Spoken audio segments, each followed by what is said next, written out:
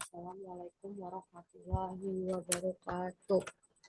Selamat pagi, Sir, dan semuanya. Perkenalkan saya Enjo Bala Francesca dengan NPM 2022-71004.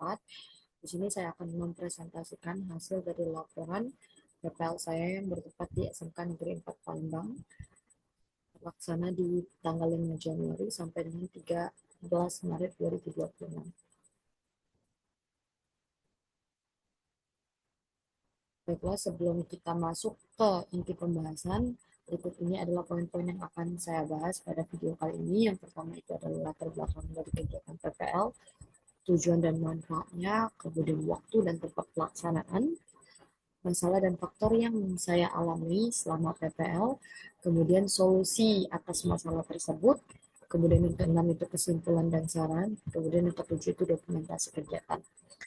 Baiklah, yang pertama itu latar belakang PPL. Jadi PPL itu merupakan kepanjangan dari praktik pengalaman lapangan yang merupakan salah satu mata kuliah wajib yang harus diampu oleh mahasiswa-mahasiswi program studi pendidikan bahasa Inggris di Universitas Indonesia Negeri pada semester 8 sebagai sarana untuk mengintegrasikan teori yang telah dipelajari pada perkuliahan dengan praktik pembelajaran secara langsung di sekolah. Jadi apa yang dipelajari secara teori diintegrasikan dalam praktik pembelajaran secara langsung di kelas dan juga di sekolah.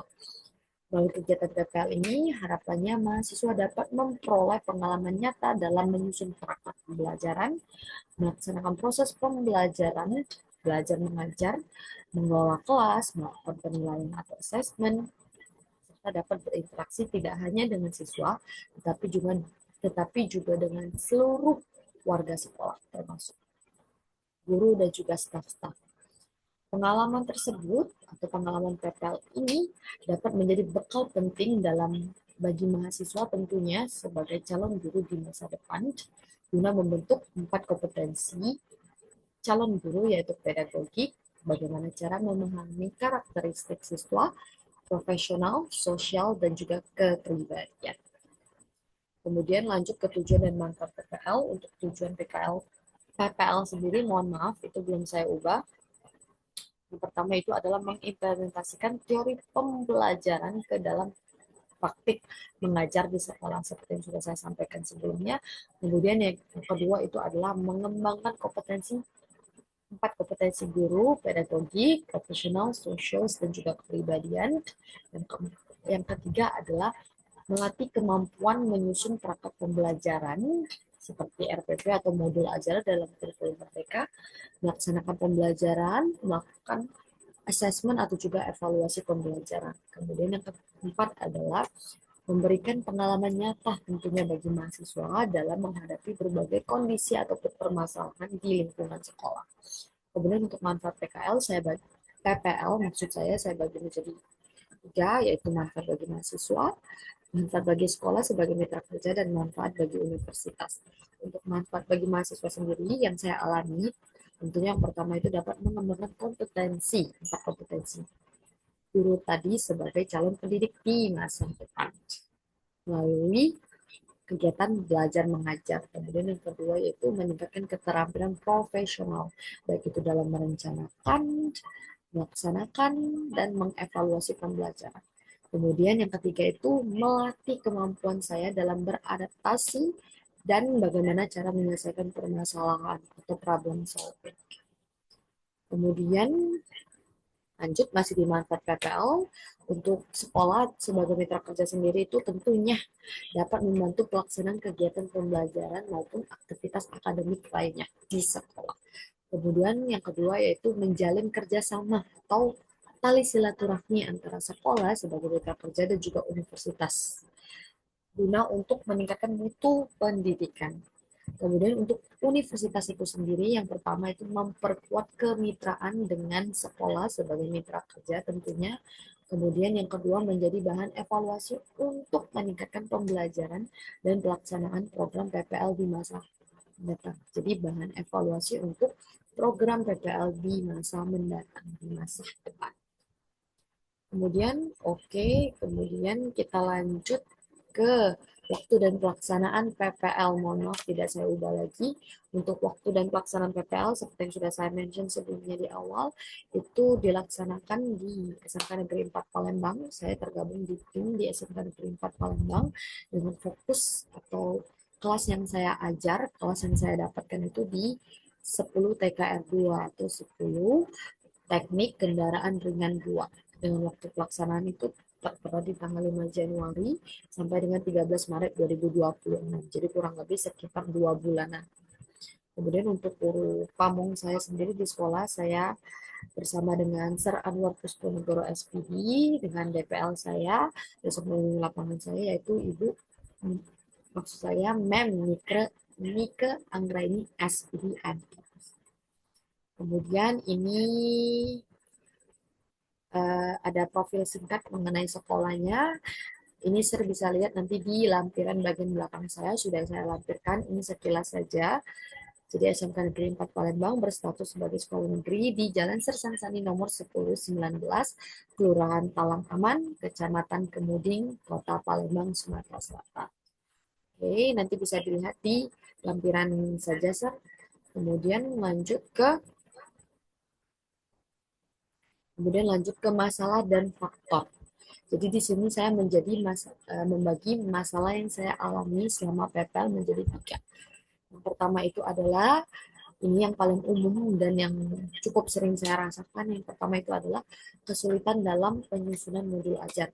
Apa yang menjadi dasar dalam kesulitan penyusunan modul ajar ini adalah tentunya keterbatasan referensi perangkat pembelajaran. Jadi saya tidak mendapatkan cukup referensi untuk menyusun modul ajar. Kemudian yang kedua itu adalah kendala dalam pengelolaan kelas. Faktor yang mendasari saya kesulitan dalam pengelolaan kelas yaitu kondisi kelas yang terkadang kurang kondusif, dalam artian ribut, sehingga ribut tersebut ini mempengaruhi beberapa siswa. Jadi ada beberapa siswa yang tidak fokus ataupun tidak aktif selama pembelajaran. Kemudian yang kedua itu, ini datang dari diri saya sendiri, pengalaman mengajar saya yang masih sangat terbatas. Jadi seperti yang sudah saya sebutkan sebelumnya, saya hanya menghandle satu kelas. Jadi di dalam satu kelas tersebut, 1 minggu belajar bahasa Inggris, 1 kali pembelajaran di setiap minggunya dengan total 4 CP. Jadi saya hanya menghandle satu kelas, yang artinya jam terbang saya mengajar di sekolah ini masih sangat terbatas. Kemudian yang ketiga itu adalah rendahnya kesiapan belajar siswa. Kenapa saya bisa mengatakan kesiapan belajar siswa itu masih rendah? Karena bisa terlihat dari kedisiplinan siswa sebelum pembelajaran. Jadi sebelum pembelajaran, seluruh siswa diharuskan untuk melakukan piket terlebih dahulu. Namun sayangnya ketika pembelajaran dimulai, siswa-siswa tersebut itu belum melakukan piket. Sehingga ketika guru datang, guru harus memerintahkan siswa tersebut untuk piket. Maka dari itu bisa dilihat bahwa siswa itu belum siap untuk belajar, baik itu secara fisik maupun secara mental. Itu. Next, dari permasalahan-permasalahan tersebut, solusi apa yang sudah saya lakukan, atau hal-hal apa saja yang sudah saya lakukan, itu yang pertama terkait kesulitan dalam penyusunan modul ajar. Tentunya saya sendiri mencari referensi tambahan di internet. Jadi saya memiliki keyword modul ajar kurikulum merdeka phase E, jadi fase E. Karena saya mengajar kelas 10, makanya saya mencari fase E. Di situ saya melihat berbagai autor, berbagai penulis menulis modul ajar mereka masing-masing. Di situ saya memandangi tujuan pembelajarannya apa saja, materi apa saja, kemudian sumber dari materi yang penulis-penulis tersebut itu dari mana, itu saya pelajari, saya lihat. Kemudian juga tentunya pada semester-semester sebelumnya juga saya berkaca pada semester-semester sebelumnya pada mata kuliah Instructional Design, Instructional Media, Teaching and Learning Strategies. Karena di mata kuliah tersebut saya juga belajar bagaimana cara menyusun modul ajar, terutama untuk kurikulum merdeka. Kemudian tentunya juga saya selalu cukup sering tim saya DPL pamong saya bersama dengan Sir Anwar Puspenegoro, kami cukup sering berdiskusi dengan guru pamong. Itu Sir bisa lihat di lampiran kegiatan aktivitas saya. Di situ cukup sering saya berdiskusi terkait modul ajar, program tahunan, dan program semester yang harus kami tim saya buat. Kemudian yang ketiga tentunya menyesuaikan perangkat ajar atau modul ajar yang saya buat itu dengan kebutuhan siswa dengan cara berpacu pada buku paket yang siswa dapatkan atau siswa pinjam di sekolah. Seperti itu. Jadi menyesuaikan dengan kebutuhan siswa. Kemudian solusi yang kedua terkait pengelolaan kelas itu seperti yang sudah saya mention sebelumnya, kelas kurang kondusif atau bahkan tidak aktif, tidak terlibat secara aktif. Jadi solusi yang saya tawarkan atau yang sudah saya implementasikan adalah saya menggunakan metode pembelajaran yang lebih variatif seperti expository learning. Expository learning ini adalah pembelajaran satu arah yang berfokus pada guru. Walaupun berfokus pada guru, saya juga mengkombinasikan expository learning ini bersama dengan game-based learning atau belajar berbasis game. Yang dalam hal ini, dalam konteks ini saya menggunakan Kahoot sebagai latihan atau kuisnya. Jadi setelah siswa mendengarkan penjelasan dari saya secara satu arah, siswa tersebut akan saya wajibkan untuk latihan sebagai nilai tambahan menggunakan Kahoot.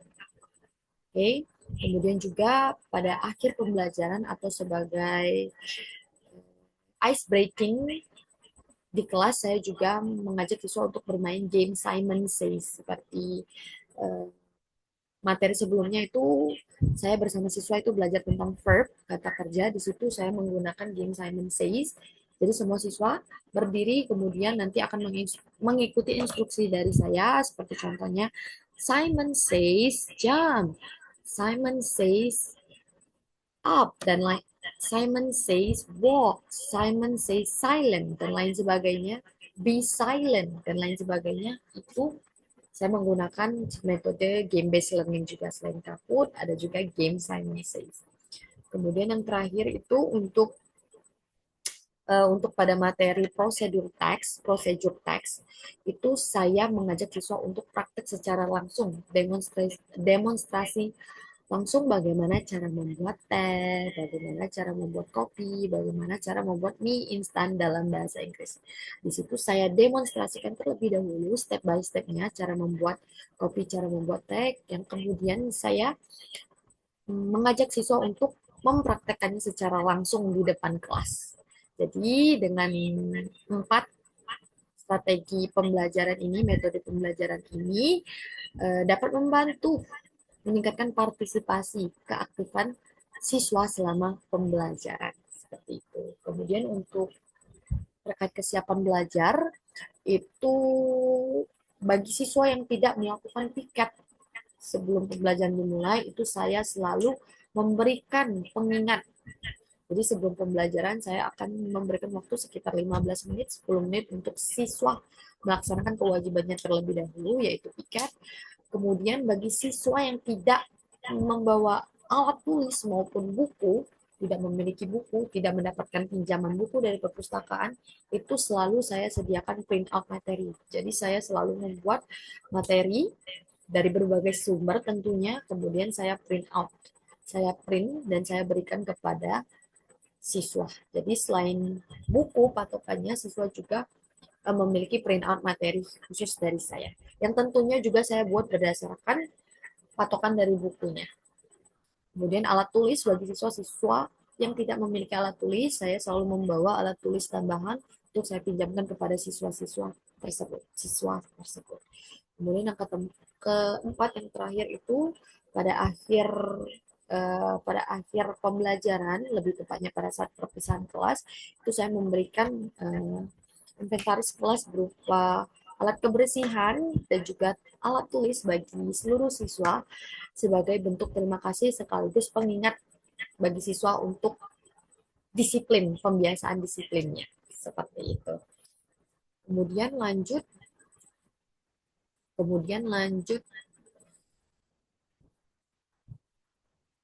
oke, sebentar. Kemudian lanjut yang keenam. Yang keenam itu kesimpulan dan saran. Jadi kesimpulannya adalah PPL memberikan pengalaman nyata bagi mahasiswa tentunya dalam proses belajar mengajar. Kemudian PPL ini meningkatkan kompetensi pedagogik, profesional, sosial, dan kepribadian sebagai calon guru di masa depan. Kemudian tentunya PPL ini dapat membantu mengembangkan kemampuan dalam mengelola kelas, menyusun perangkat pembelajaran sebagai bekal awal untuk menghadapi dunia pendidikan. Untuk mahasiswa sendiri, yang pertama itu saran. Kemudian untuk saran, saya membaginya menjadi tiga. Untuk saran untuk mahasiswa, sekolah dan juga universitas. Untuk mahasiswa itu lebih mematangkan atau mempersiapkan dirinya, kemudian terus memperbanyak referensi pembelajaran. Jadi tidak berpatok atau tidak bergantung pada satu referensi atau referensi dari sekolah, tetapi juga mencarinya secara mandiri dengan referensi-referensi yang kredibel tentunya. Kemudian untuk sekolah itu lebih memberikan atau menambahkan contoh perangkat pembelajaran yang lebih variatif sebagai referensi dari mahasiswa, referensi bagi mahasiswa. Kemudian untuk universitas lebih memperkuat pembekalan kurikulum merdeka tentunya karena kita tahu kurikulum merdeka itu adalah salah satu kurikulum yang paling terupdate, terbaru untuk seluruh sekolah yang ada di Indonesia. Kemudian yang kedua itu untuk meningkatkan kerjasama, lebih meningkatkan kerjasama antara sekolah sebagai mitra kerjanya. Seperti itu. Kemudian yang terakhir ini adalah dokumentasi kegiatan. Untuk yang awal ini, bentar. Untuk yang awal ini, tidak bisa ya. Untuk yang awal ini, untuk yang awal ini, kalau terlihat kursor saya,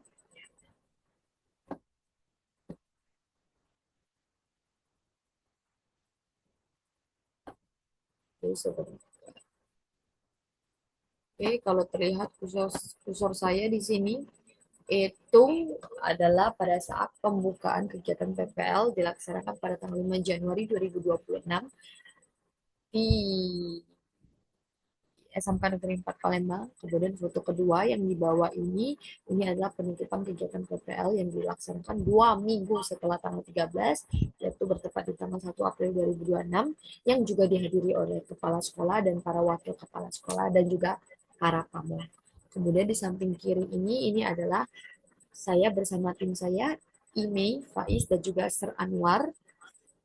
Yang ini adalah pamong kami. Di sini kami melakukan evaluasi, seperti evaluasi selama pembelajaran.